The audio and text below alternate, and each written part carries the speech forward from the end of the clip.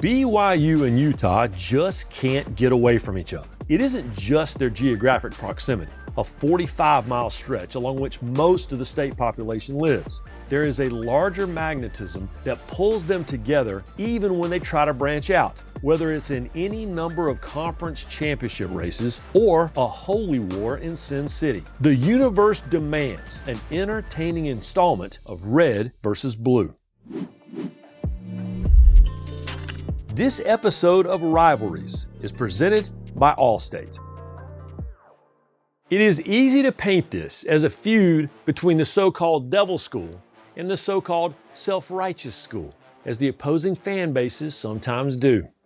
That's oversimplifying things. Not only is this one of a handful of rivalries called the Holy War, it wasn't even the first to earn that nickname. Sure, BYU's strict honor code and Utah's secularity make this distinct from the Catholic school rivalries, but church versus state can't explain it entirely. After all, Brigham Young established both universities. The Cougars and Utes rosters each include Mormons and non-Mormons alike. Both coaching staffs feature defections from the other side, most notably longtime Utah head man Kyle Whittingham, a former star linebacker at BYU. At the core, what unifies all parties is a desire for state bragging rights. Don't overly concern yourself with the convoluted history of the Beehive Boot, an authentic relic of Utah settlers first awarded in 1971. The trophy's in-state participants once included Weber State and still technically include now non-conference foe Utah State. Much more often than not, the winner of BYU Utah took possession of the boot, and it resides with the Cougars until further notice. The athletic hostility between the Utes and Cougs started before they even met on a football field. They first faced off in 1895 on the baseball diamond in a game that ended in an all-out brawl. When they did first meet on the gridiron is a matter of dispute. Utah counts 6 games from 1896 to 98, back when Brigham Young Academy had a team full of high schoolers. They split those games 3 apiece. BYU places the first game in 1922. The first year of football was officially sanctioned at the school following a decades-long pause in a deadly era for the sport. What both agree on is who won the first game: Utah, either 12-4 or 49-0. Then the Utes won a whole lot more, with the vast majority of matchups played in Salt Lake City. In the 1970s, under coach Lavell Edwards, the Cougars played host in Provo every other year, but made themselves at home everywhere with a pass-heavy offense and the quarterback factory to sustain it. BYU ripped off a 19-2 stretch from 1972 to 1992. It's a 19-9 Utah stretch since then to bring the overall win tally to 62-36-4, or 59-33-4 in favor of the Utes. We begin in 1942 with short-lived glory for BYU. They hadn't beaten Utah in 20 years, but finally got on the board with a 12-7 win in the state capitol. Hopefully they savored it, because they wouldn't get another series win for 16 years. Some ties and a 3-game winning streak still only got the Cougars to a winning percentage of 19 in the series entering 1972. Year 1 of the Lavell Edwards experience. It rebalanced the scale some as BYU started a 20-year stretch in which it not only won 90% of the matchups, but did so while outscoring Utah 806 to 395. Some particulars. 1977 saw Edwards reinsert quarterback Mark Wilson into a blowout with a minute left so he could set the then NCAA record for passing yards in a game with 571. This so incensed Utah coach Wayne Howard that he said it would, quote, be a crusade to beat BYU from now on. The very next year, the Utes completed that campaign with a 15-point fourth quarter comeback. But it was a blip. Jim McMahon carved his name into BYU lore in 1980. by engineering a 56-6 thumping and reveling in every bit of the booing that came his way. It's still the most lopsided defeat in series history. 1984's game wasn't anywhere near as smooth for the Cougars, but it was one of 13 wins in an undefeated year. As the only unbeaten team in the FBS, BYU was voted national champions, still the most recent non-power conference team to win it all. 1989. Now Utah fans will say, hey, you skipped our 57-28 win in '88. Well, that's because the following year, BYU jumped out to a 49-zip lead in the first half and hung 70 on you. Heisman winner Ty Detmer put on a clinic, and Kyle Whittingham's little brother Fred rushed in 3 TDs for good measure. As the Utes' fortunes changed under coach Ron McBride, they exacted some revenge in 1993 and '94. First, Chris Jurgensen shook off a rough game to hit a 55-yard field goal with 25 seconds left in Provo. After Utah fans tried to tear down the goalposts in celebration, BYU's Lenny Gomes said in part, quote, when I'm making $50,000 to $60,000 a year, they'll be pumping my gas. They're low-class losers. The very next year, Utah won by the same exact score, 34-31. 1998 was all about that clank. Ryan Kaneshiro from 32 yards out. It is off the upright. He missed it. Oh, man! Brigham Young has won the Pacific Division of the Western Athletic Conference, and they'll take a trip to Las Vegas. Ron McBride's prayers were not answered. 1999 wasn't about the game at all. It wasn't a pretty moment, but it is part of the story. In the fourth quarter, a BYU fan leapt out of the stands to try to tackle Utah cheerleader Billy Prittis, and instead found himself on his back taking punches. Steve Smith, a legend both in football and in trash talking, screamed out, "Even our cheerleaders are kicking your butt." We skip a couple more good ones to arrive in 2004. Following up Lavell Edwards was going to be impossible for any coach. But what likely sealed things for Gary Croton was a 52-21 loss to undefeated Utah. The Utes went on to dominate a BCS bowl game, illustrating the gap between the programs at that moment.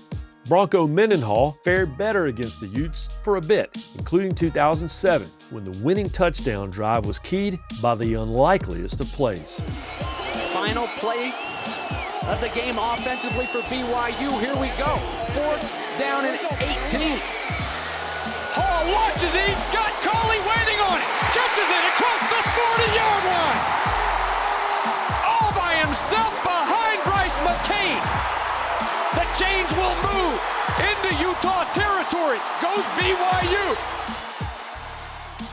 This rivalry is rich with great quotes, and Austin Colley's radio interview after this game really set him off. When you're doing what's right on and off the field, I think the Lord steps in and plays a part in that. Magic happens. Less magically for BYU, Max Hall threw 5 picks in the 2008 game.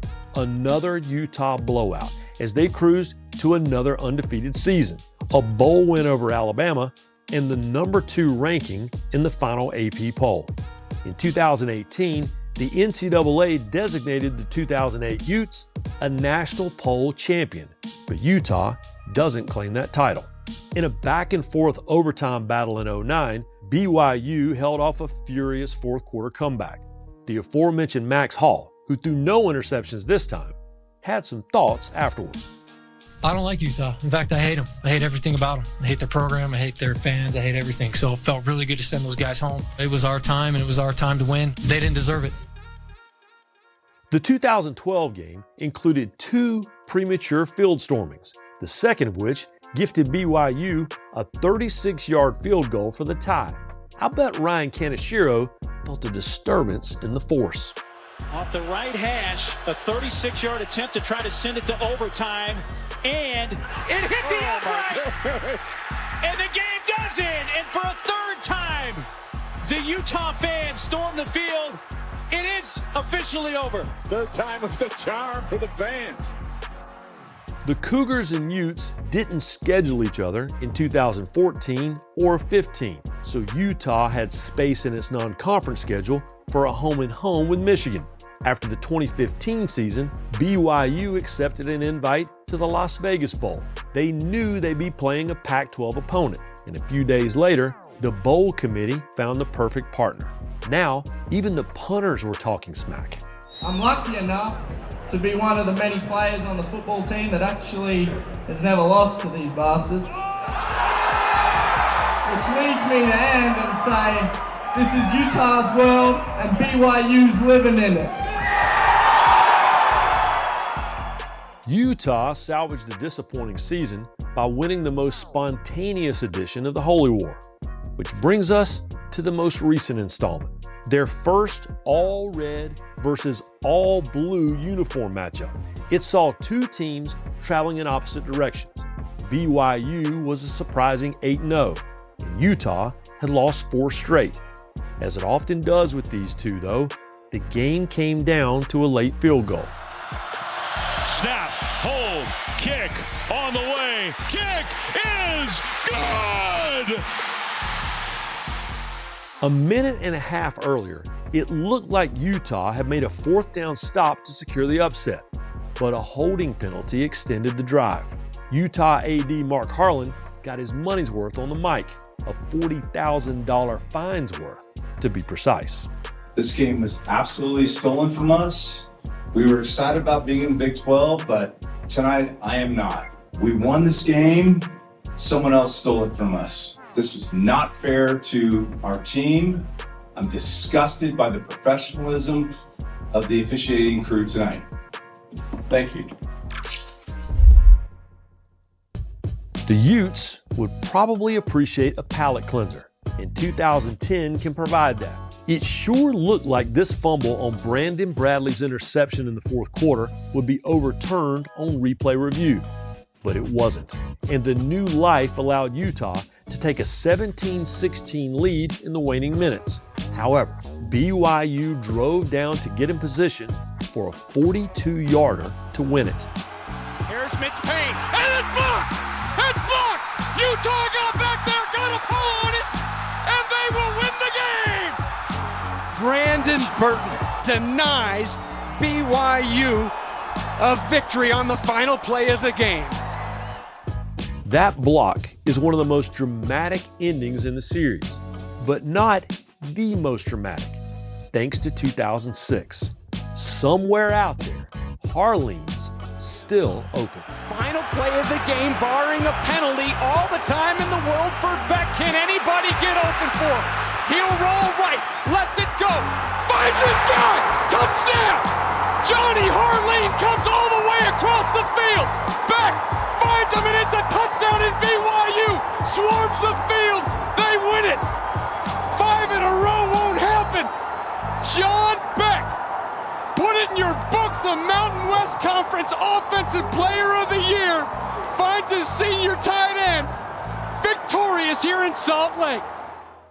BYU and Utah faced off every year from 1922 to 2013, with the exception of 3 years during World War II. They traveled as a pair from the Rocky Mountain Conference to the Skyline to the WAC to the Mountain West, and now the 16-team Big 12. Even Utah's stint in the Pac-12, while BYU went independent, only cost them a few meetings. In an era where historic rivalries are threatened by the constraints of conference scheduling, BYU-Utah is protected through at least 2027. We should be thankful for that, because as you've seen, only a few of their games haven't been bonkers. This episode of Rivalries is presented by Allstate.